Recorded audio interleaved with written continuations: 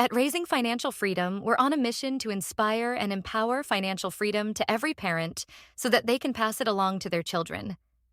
Through engaging stories, expert advice, and actionable tips, our podcast is transforming lives and helping listeners take control of their financial futures.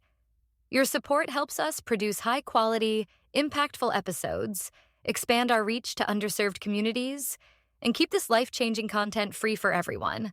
Whether it's $5, $10, or any amount, every donation fuels our mission and makes a difference. You can donate by clicking the heart-shaped link next to the social icons or the link at the bottom of the show notes. Once again, thank you for supporting Raising Financial Freedom and joining us in creating a world where financial freedom is within everyone's reach. Together, we can make a difference.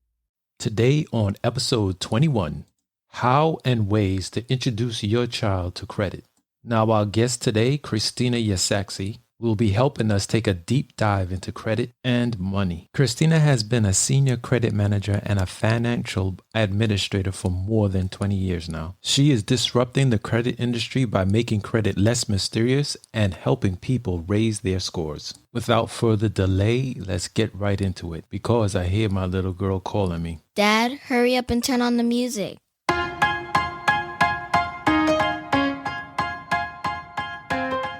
Have you ever wondered why some people seem to have it all financially? Do well-off parents simply hand their children money? Or is there more to this wealth thing? Welcome to Raising Financial Freedom, the podcast. We are here to talk about everything you never knew to teach your children when it comes to starting their financial future. The principles behind wealth and methods that are out there to teach your child about personal financial freedom. There is no real trick to earning other than learning. We are here to discuss, teach, and grow with you. Raising Financial Freedom, the podcast, with your host and concerned parent, Eric Yard. Let us get right into today's show. Welcome, everybody, to another episode of Raising Financial Freedom. Today, I have Cristina Yasakci.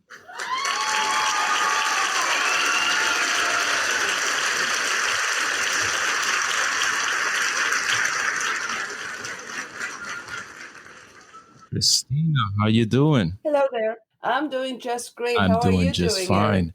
Why is this nation built on debt and credit, in your opinion? Well, unfortunately, one of the biggest reasons is because people are embarrassed to admit when they cannot afford something or they see a neighbor and friend affording something new, they feel like they have to move heaven and earth to also be able to get that new car, that bigger house, send the kids to private school, whatever the case might be, instead of saying, you know what, this is what I can afford, this is what I'm comfortable with. It's a difficult thing, but maybe it's being an adult sometimes. I hear you. So when a child is starting off, one of their first, I would say, major purchases would be their education. How does a school loan affect your credit? Absolutely. There's nothing as invaluable as education and well, a school loan affects your credit in many ways. If you are basically doing a traditional loan to pay the school fees, you always have to have a very good credit rating for that because it's not a secured loan in many ways. You cannot repossess a house or such as a house or a car. So once the financial institution has offered the money, it is pretty difficult to get it back. So good credit comes very high on it. And if it's for a children's like grade school or junior high level of education, they also know that the individual will not be able to go out there in the workforce and earn a living or earn the money to pay them back. So leverage the exposure of the family's rest of the credit and ability to pay comes into play very strongly in cases like this. So at what age does credit start for a child or a young adult? Credit starts when, depending on many states, and I don't want to get myself in trouble, but it's when you get the age usually around 18. As I said, there are many states and there could be variations, so it's always good to check which state you are residing at the point in time you're applying for credit. But let's pick on 18. It's the easiest one, the most common one. It is the time that you can start requesting and getting credit, which is you become basically an independent individual in a financial way. So before that, How can a parent start their child off in credit even before? Oh, that's fairly easy, depending on the parent's circumstances. Of course, we are many people with many different lives and financial environments. But assuming it's a mommy, daddy, two kids and a dog environment, just for guessing, the best thing to do is start, and I'm going to visit that subject matter in a later stage. But let's say you have a 12-year-old, okay, that they know what life is. They have some decision-making skills. If you've been parenting and suffering through all the ordeals, they're becoming a young adult. They're on their way. One of the nice things you can suggest is going to your local fiduciary institution, such as a bank or credit union.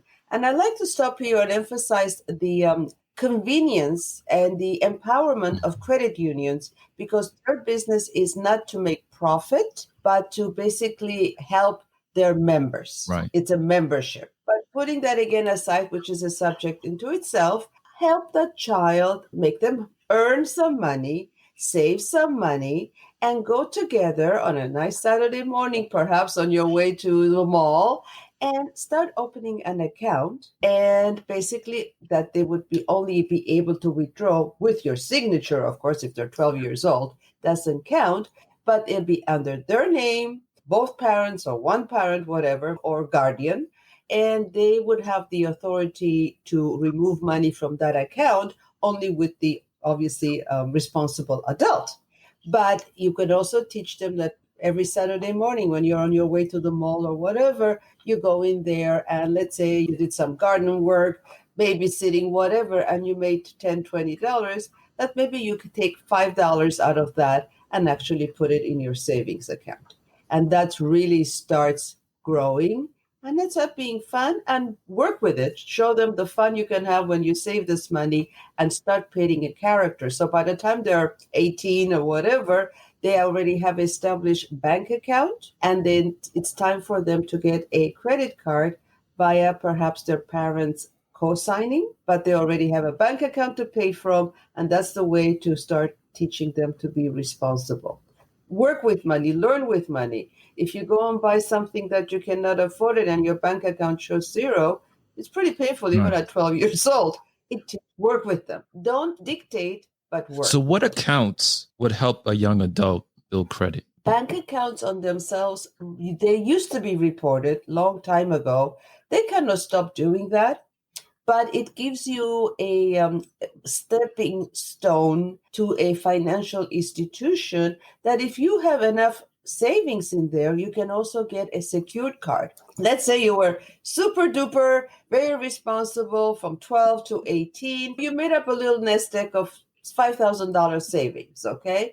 Your credit union particularly would be very eager to help you get a secured credit card with your 5,000. You don't have to use the whole 5,000, but you can say, you know what? I want a secure credit card for $1,000, okay? And depending on the credit union, you might get one, but that would start you as an independent young adult with your own credit profile. There are also other institutions that specialize in secured cards, but their interest rates and so on tend to be higher than your credit union. That's why I went down that route, because the credit union is not there to make money, profit / it's there to help their membership. So if you already show your own independent financial bank account, they very easily could give you a secured card for a portion of that amount, and that would help you start establishing your own credit profile. So in another year or two, whatever, you're on your way to college and whatever, you no longer are in danger of being asked on those dangerous college credit cards with very high interest rates, but you have your own already bank account and you have your credit card. You're already a standalone individual. You don't have to go to your parents to ask for anything. And that's where the parents came long time ago when they guided them. What credit score does the young child start off with? There is no credit score when you start with. You have to have information. You have to have information to create credit score. Those are many big subject matters that I'm going to very, very oversimplify. But it usually starts that if you're alive, you have a name, an address, you're standing around 400 points, 420 points in the score. Remember, there are many different kinds of scoring products out there. and many different also regions, demographics. A lot of things affect a lot of things. But the fact that you are John Smith, Mary Jane, living at 123 Anywhere Street, and you're out there, you probably start with a score with 385, 400, which is nothing. Credit history and credit score is built on your credit history. So if you don't have any credit, you could be the president of the United States. They'll still have nothing to report on you.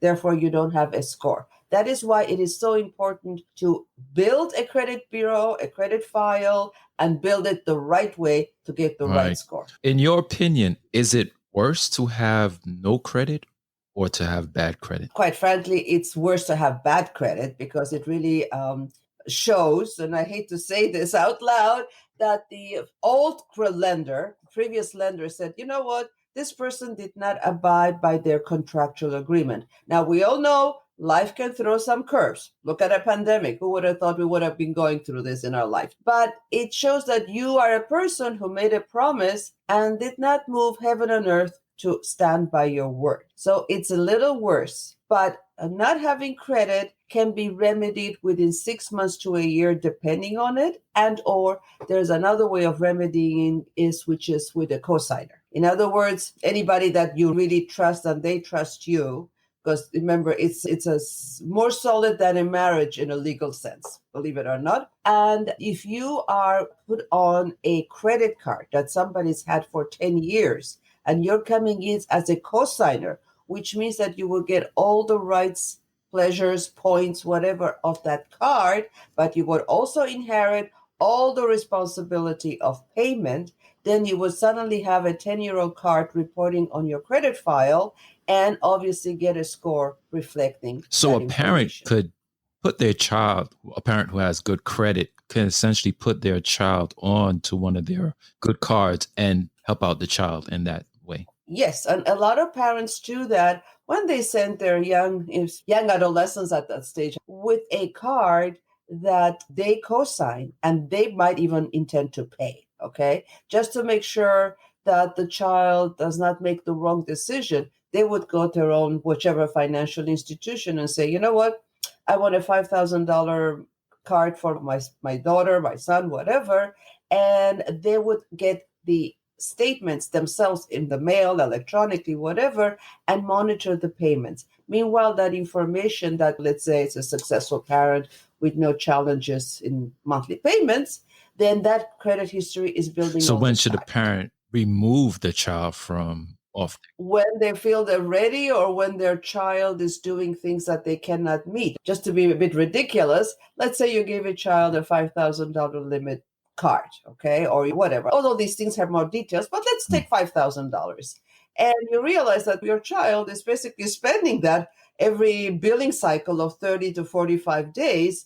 And you may not be somebody that, is in that circumstances financially or ready to spend that much each month. If I said $5,000 pocket money, it's a little much. You're supposed to be in the classroom suffering, learning, not partying all the time. So you can basically take them off again. You have to appreciate things in credit, though, move slowly. When you say, gee, you can take them off and close the account or whatever, it takes 30 days, 45 days or whatever. So don't think just because you just picked up the phone and made a request, it's going to happen on the spot. Even when they say it's happening on the spot with computers and so on, give it some fluidity. How fast can a child build their credit? Well, in a case like that, and as I said, there's two ways of people could buy credit trade lines. That recently was deemed illegal by the federal government, but you can obviously get anybody's credit card.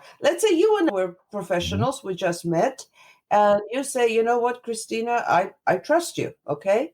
And here's my XYZ credit card with $10,000 limit. And yes, I will put you on as a cosigner, but I'm responsible now. Let's say next month you go and buy a nice boat or whatever, and you put it on that credit card. And if you don't pay it, that negative information will be reflecting on my credit file as well and yours. So I would have no choice that instead of incurring negative credit information, I would be paying at least the minimum on that card on that card, sorry, so that I don't incur negative information.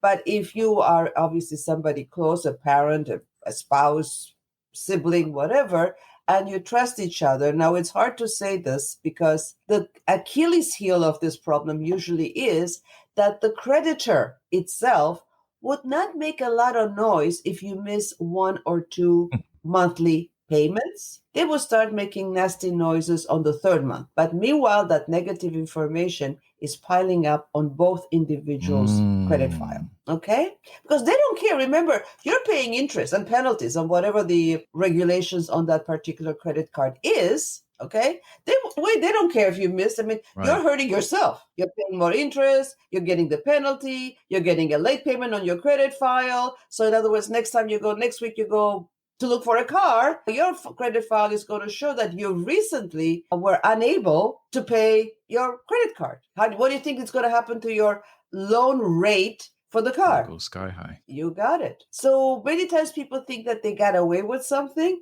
The only person that they're hurting is themselves.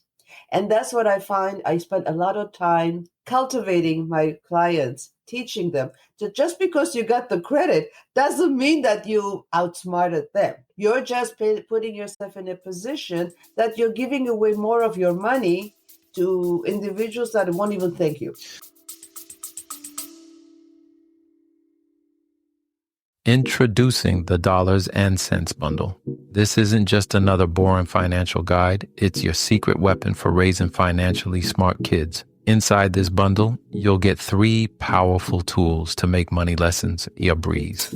First up, a kid-friendly budget sheet. It's the perfect way to help your child track their money, build healthy habits, and get hands-on experience managing their earnings.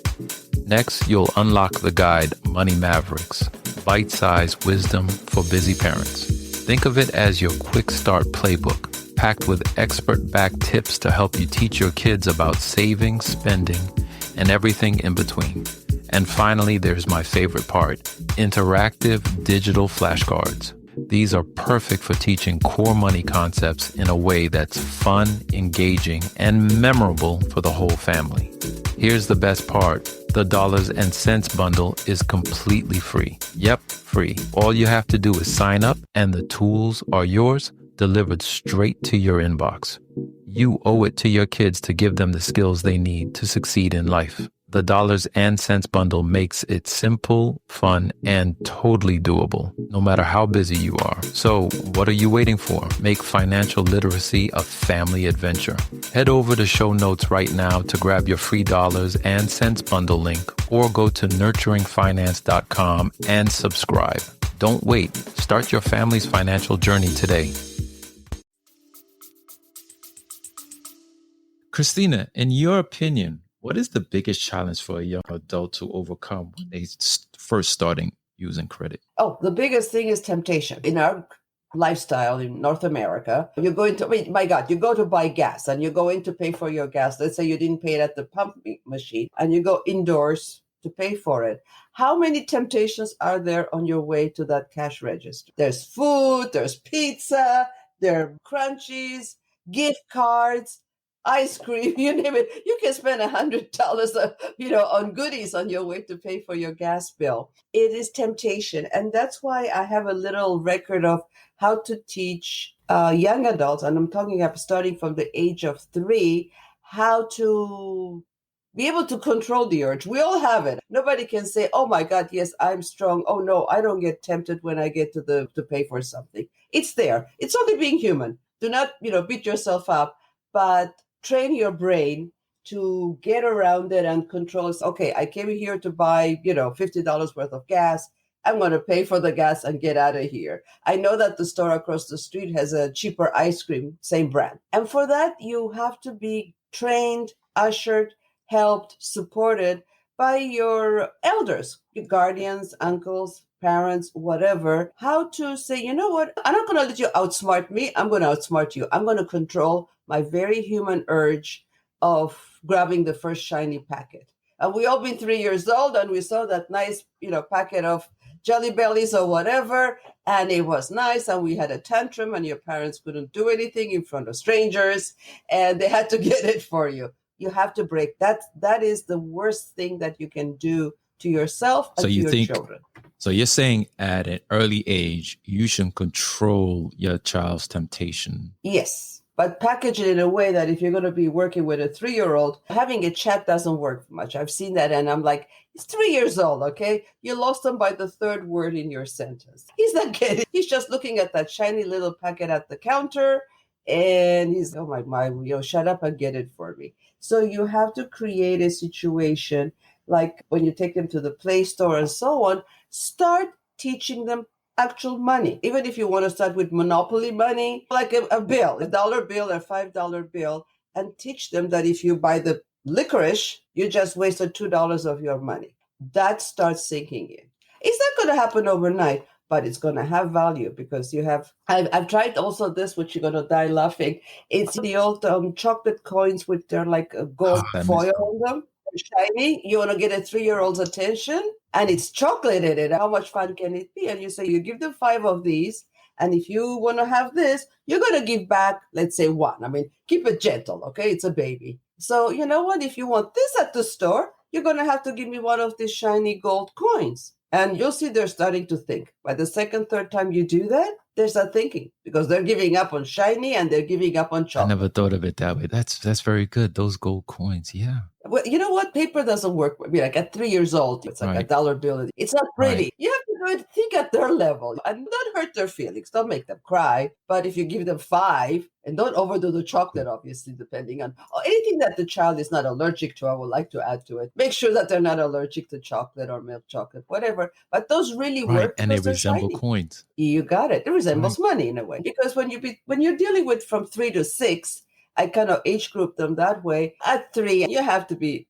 patient and meet them at their level. You cannot really have a discussion, a dialogue. They just cannot have the long-term stop and think attitude. But you start showing them that if you want this, you'll have to give up on this. And that's the cornerstone. So in your opinion, when should you introduce the first concept of credit? I would say when it comes to credit, you can start discussing it when they're around 9 years old. Just around them, because remember, they're also absorbing the family dynamics. I'm not saying sit down at the dinner table and discuss your credit score, but they see things around them, okay? So you always have to say terms like, oh my gosh, my XYZ credit card is due on Friday the 15th. I better make sure that I make my payment if I'm doing this online by Monday the 10th, because it might take up to 5 days for the funds to transfer through the system and pay out my account. Those are the things that they absorb at a subconscious level. At 9 years old, it starts making sense. But you really, as I said before, between 9 and 12, and if you guide them into doing odd jobs and making their own little budget, even if you're giving them a pocket money, whatever you want to call them, just make sure that they don't take that $20 or whatever and dash out and buy the first thing that it catches their eye. Teach them that from that $20, $5, we're going to take them, put it in the bank. We are going to establish the value of money, because you cannot have good credit history if you are not in control of the value of money. You will never make enough to be able to pay your credit card. You will never be able to control the situation, appreciate how expensive it is to borrow money. Hey, I just want to remind everyone that we have the question of the month still going on, and this is your chance to be on and be part of the show. Just go to raisingfinancialfreedom.com, go to the contact page, scroll down to the bottom, and you should see the question and a sample answer. Just press record to start answering the question. Now, everyone who answers the question will be automatically entered into a contest for a $25 Amazon gift card. Most people use credit. In your opinion, Cristina, why is this not taught in schools? It is a heartbreak, truly is, because I might be a little biased, and please, accountants and lawyers, don't take this badly, but most of us humble mortals, we may not need an accountant, we may not need a lawyer unless we're buying a house or whatever, but you need a credit consultant, because we are people who spend our days keeping up with all the changes, informations, knowledge, and whatever. It is not taught out there. None of us. We get basic bookkeeping in school. You get accounting in school, depending which school system you're in. And the law and the lawyer, yes, it is important in many factors. But unless you're somebody of some financial circumstances, you don't need a lawyer, but you need a credit consultant. And it is not taught out there. There's a lot of information out there, but just reading it's one thing, implementing is another. And do you really have the time to start a whole new profession? And that's unfortunately what you have to do in real life in North America. Without credit, you're a nobody. I hate to say it, but there's a certain television show, very famous television show, that Munch used to say, and I checked their credit file. You could have the first thing the police do, and I myself have been actually invited by certain law enforcement agencies when they were venting people for positions at a casino. Obviously, they were hiring 4,500 people, and not everybody was going to be a full police investigation. But even the person who was going to pick up the garbage had to pass police standards. And the first thing they did was check that person's credit file. So it's not only borrowing money that it's important, it will make an immediate impact on your ability to be hired for many positions. You mentioned credit consultant. So when should you start getting involved with a credit consultant? Should you start when you're in problems or to be preventative? Frankly, I personally like to say long before you're in trouble, because I call myself a credit management coach, because I'm coaching you. I cannot obviously physically stop you from signing a document, although I can guide you, because you really should have an overall plan of how am I going to approach my credit life?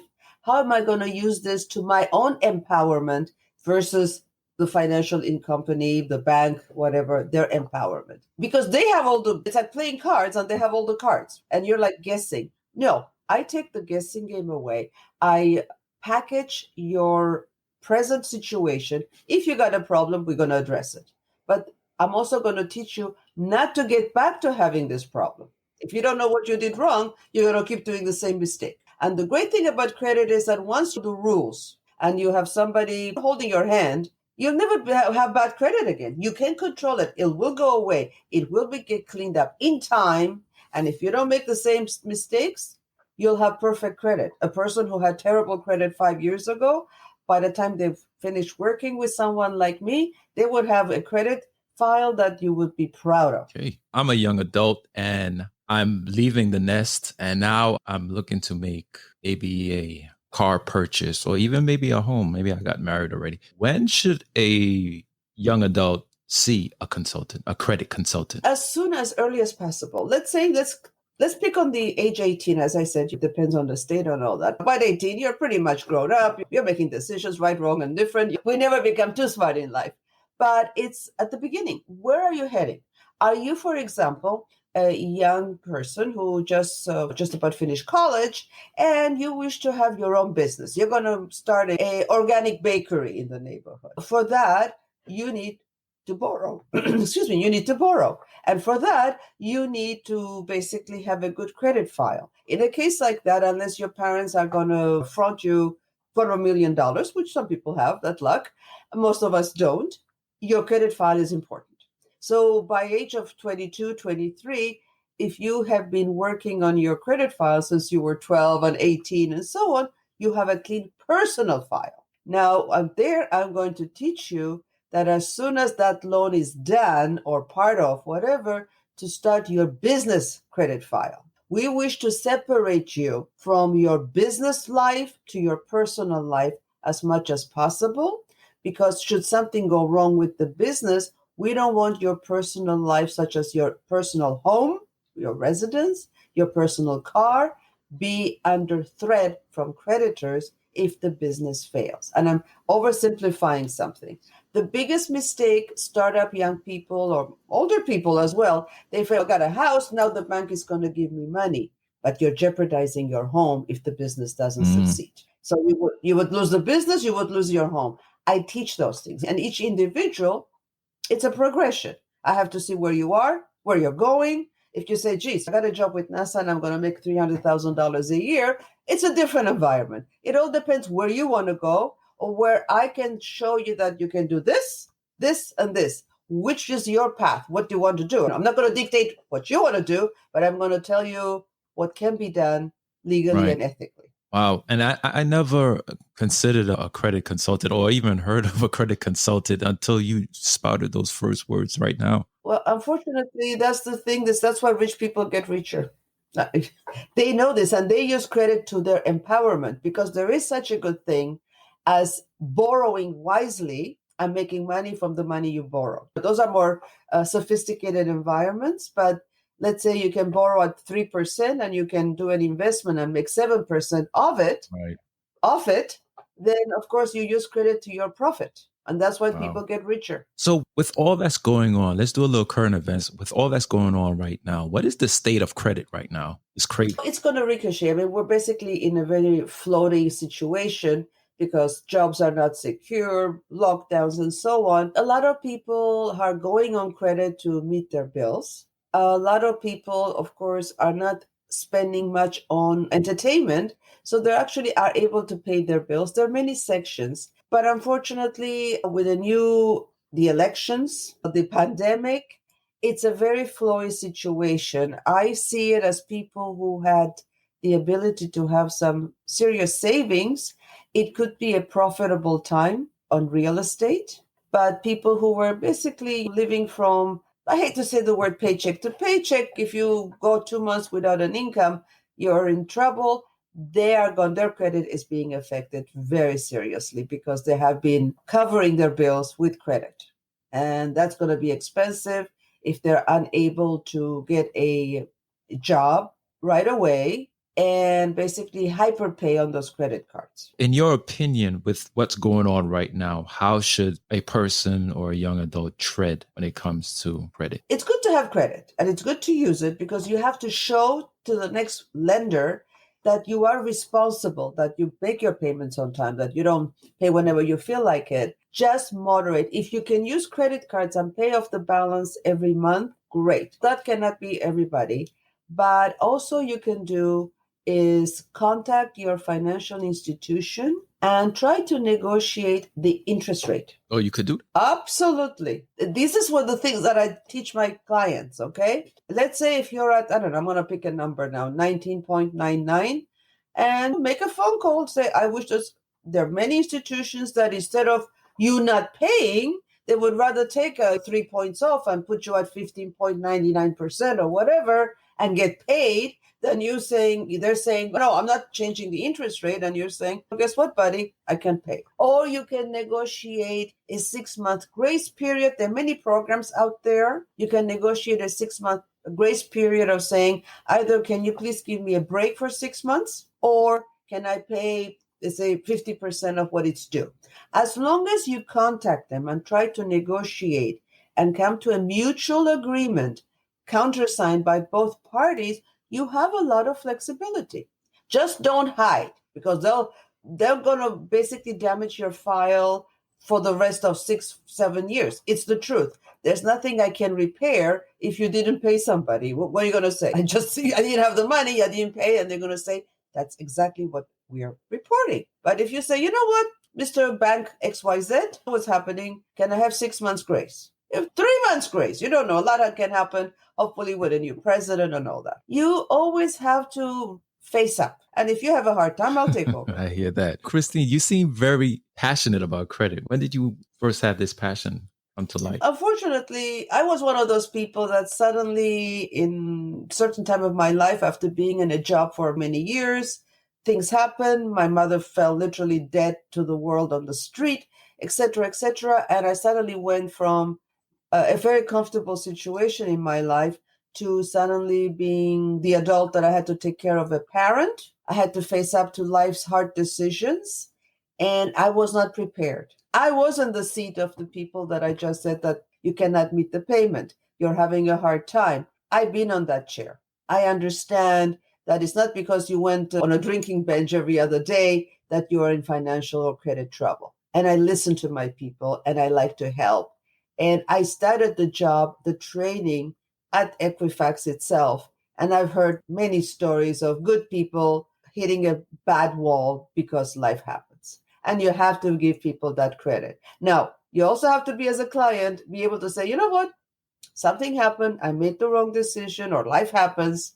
How can I take steps to prevent this? And I help you there. I've been there. I've had the pain. I've done the walk. Cristina, what is the best piece of advice you can give a parent when they starting their child off in credit? It is other, like obviously your child's safety and security in the neighborhood and safety in the vehicle. I would say start discussing, mentioning it on the floor, on dinner table, in front of the TV, whatever. Discuss money, the value of money, the power that money has over your life. May not be pretty. I know people believe in faith and so on, and I fully respect that. But unfortunately, the minute you leave that front door, teach them the power that money has on happiness. Unfortunate, but true. Learn, teach them, make it fun. Do not preach, because nobody likes to be preached at if you're 4 or 40. But teaching them through your own example, teaching them the power of money in our society and how to learn and use it to your own benefit and for your loved ones' benefit. But don't hide it. Cristina, I want to thank you. You touched on so many points that you left the parent with a lot to retain and also a lot to take back to their children. I want to thank you for coming out to the show today. Tell the listeners where they can find you, where they can get in touch with you. I would love to, and thank you very much for inviting me over. My website is called creditachievers.today. And we are, as I said before, a credit management coaching firm. We deal with both customers, such as consumers, the average person, and small business. We do very confidential conversations and discuss what your aims are and what you think your problems or your wish list is.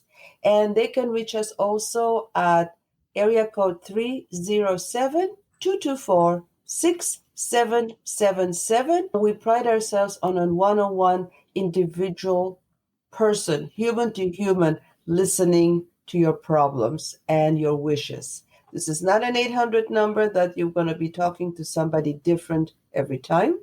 We pride in our cultural attitude that you're a person, you're a name, you have a life, and we think that is very important to give you that very individual. Thank you very much and have a great day.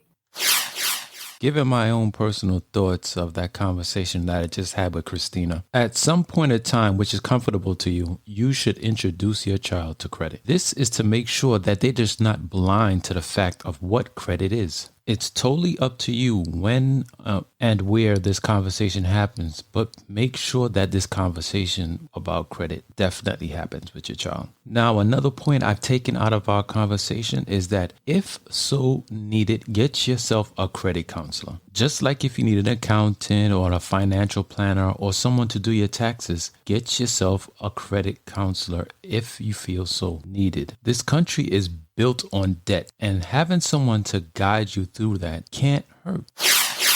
So as always, I would like you to share with other parents. And now we are doing a new thing now where we are putting a share link in the show notes. So now you can find a share link in the show notes and you can use it in a group text, on your social, email, whatever. But there will be a share link in the show notes for you to find easily. Just copy and paste. So until next time, stay safe.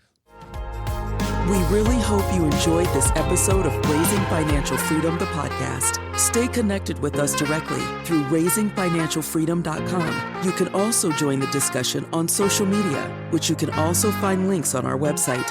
If you would like to speak with us, please send us an email through info@raisingfinancialfreedom.com. And as always, thank you for pushing your mindset towards a better reality. This concludes the most thought-provoking portion of your day. Don't forget to please like and subscribe to stay fully up to date. Until next time, be kind to yourself and each other.